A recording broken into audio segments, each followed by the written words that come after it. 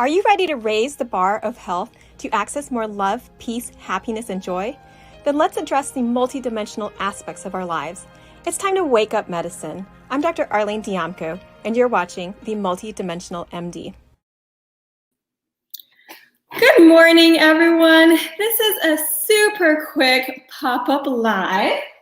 And I just wanted to do a part 2 of virtual school and work. And this is not my regular time that I do my podcast, but I thought there was so much more to talk about in terms of what everyone's going through. And even in the last week, I feel like I've learned so much because we are in a totally new situation. And so the first thing, I want to go through like 4 main points. And so the first thing is that there will be mistakes. But don't worry, that is okay. This is an art and it is messy and you might feel self-conscious. You might feel like, you're not confident about the choices you're making. It's okay. You're going to mess up sometimes and it is all right, because you know why?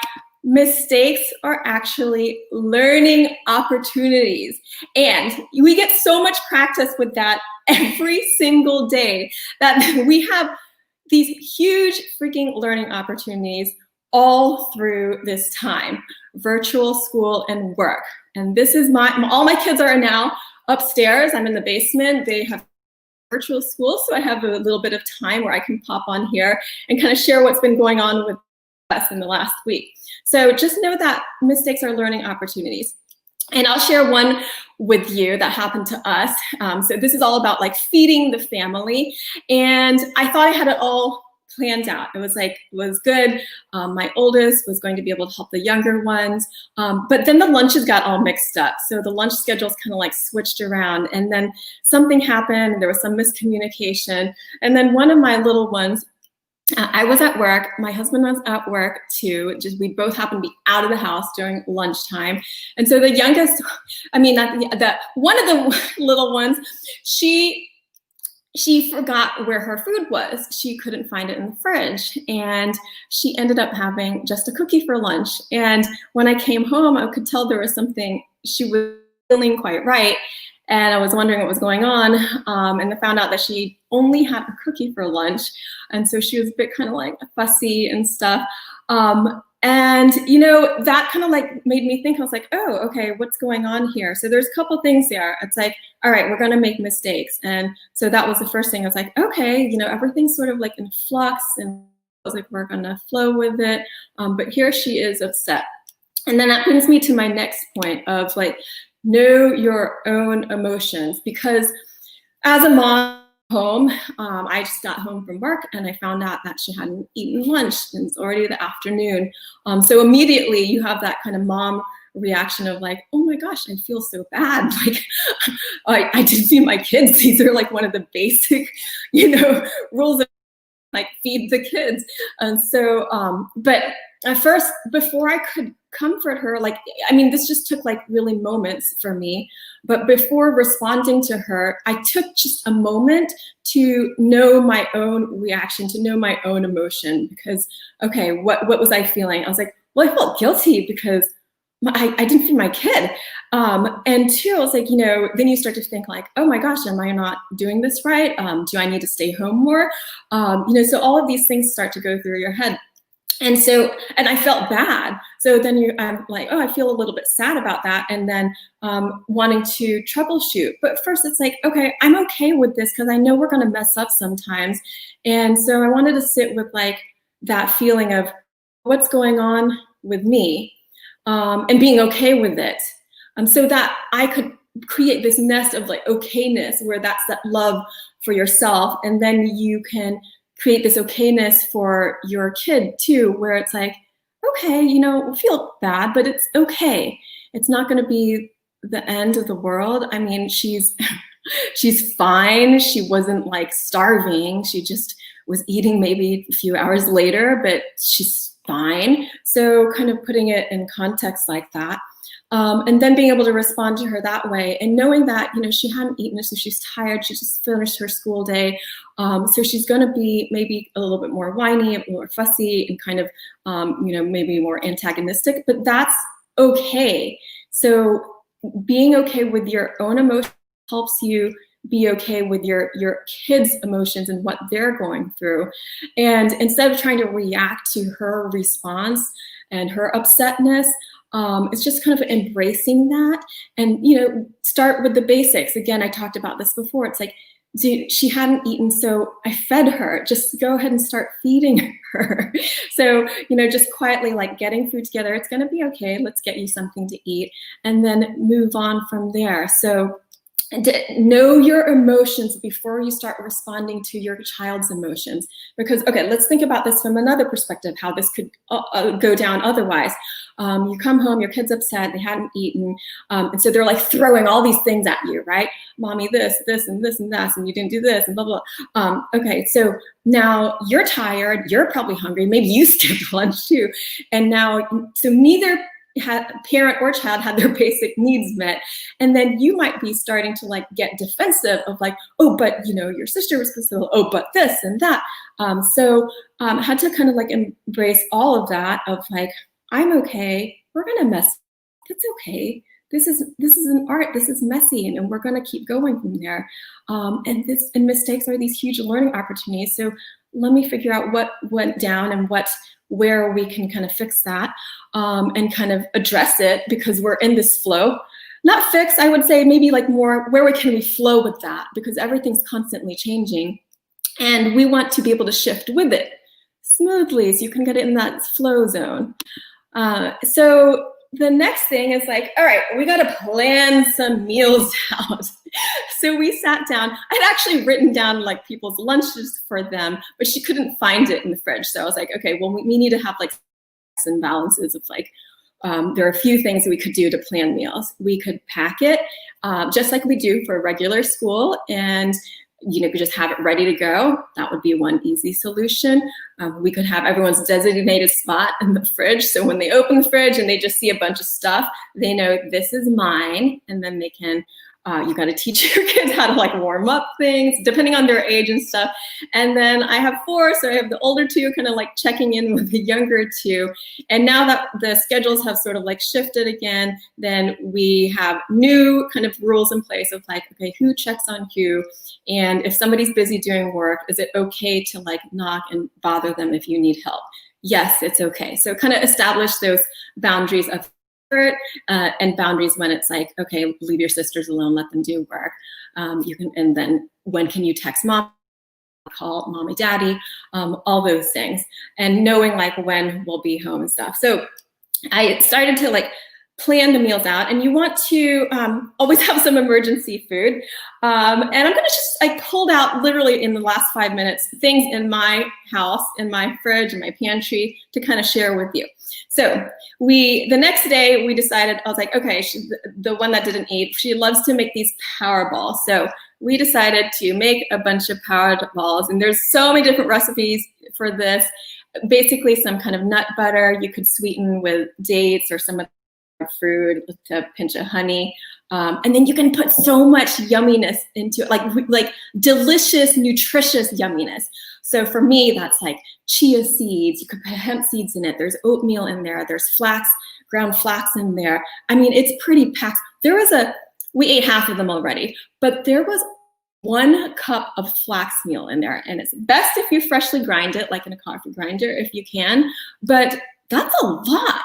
So like getting these things where you can just make sure that your kids are getting like nutrition stuff, because the ratios matter. I'm going to talk about that in just a minute. But I'm just going to show you some other yummy things we have.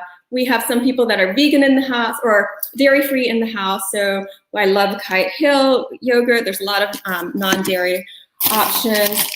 I have these packed selenium Brazil nuts, which are a great source of selenium. And the reason I mentioned that is because selenium is really important for detoxification, for your immune system. Just 1 or 2 of those a day will get you your source of selenium for the day. So I've just been eating them just kind of like 2, 3 a day, and that's so delicious. I like to start my day with just a spoonful of apple cider vinegar. I'll put that in some water, maybe with some lemon. If you really don't like it, just a pinch of stevia, but you could put it in a little shot. I use it as a dressing all the time. So this is really great. So it has some great source of probiotics, and also the apple will help to kind of soften the bile in the liver. Each one of these foods is like a whole topic in itself. But I also picked up some purple cabbage. I got the little ones. I found that things are going bad very quickly here because I guess it's so humid and warm. So I've been going to the grocery store more frequently. I got some carrots. We got seaweed snack. We got some gluten-free wraps and some almond milk here. So those are some things of just like regular stocked items that I have. And the thing is that the ratios matter, because if your kids are hungry, then they're going to be, if they're missing food, nutrients, they're going to be hungrier than they usually are. Just like you, like especially when we're home doing things virtually, like the pantry, it's always there, the fridge is always there. So you may find yourself constantly wanting to like reach for things, especially you might be bored, you might just like not be well nourished, or you might be tired, and so you use the food to kind of like give you some more energy. But if you're not giving the proper nutrients, then your body's gonna be sending you signals of like, feed me, feed me, feed me. So when we're stressed, we are flying through all those B vitamins and minerals and everything. Our needs are actually higher. So if we are not eating like really well, then we're gonna have this constant signal of like, feed me, feed me, feed me. So I don't know if that's familiar to anyone, but yeah, so then my ratio that I like is ideally 80-20. So 80% is vegan and not vegan, kind of paleo, vegan keto. So that means like no grains. And then 20% is going to be whatever your source of proteins, your fats, your grains. So that is ideal. I know that's very difficult to get for a lot of people, very difficult for my kids to get. And even for me, like cooking for the family can be hard. So, but the more that you can do that, and you can, all those things that I just mentioned before will be really great for that. So, and also, like for example, this purple cabbage is, you can cook that in so many different ways. You can just do a quick saute, you can do a quick roast, same with the carrots, or you could do it as a slaw. So there's like 3 basic ways that I'll make vegetables, again, a pinch. I'll roast them, I'll quick saute them with a favorite seasoning, some borsari seasoning, or just like some garlic salt, anyone that you want. And a Greek seasoning would be great, olive oil, favorite oils, olive oil, coconut oil, avocado oil, and that will give you a lot. And I'll show you kind of, this is what I've been using recently. This is like one of those things where I got it for a birthday, got it for myself for my birthday one year, and then I never used it.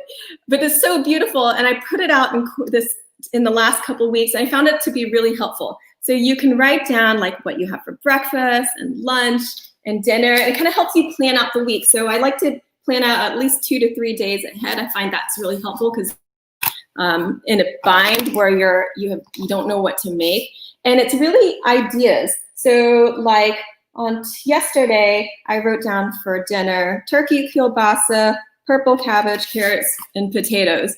And I didn't write down exactly how to cook it, but I knew I used one of those ways I want: roasted, quick saute, or fresh, like shredded, like a slaw. And the neat thing was since it was on here, then my husband really liked it too, because he didn't have to think about what to make. And so even before I started getting dinner ready, then he makes dinner a lot too, but he just automatically saw the list and he just started cooking it. And I was like, this is so great.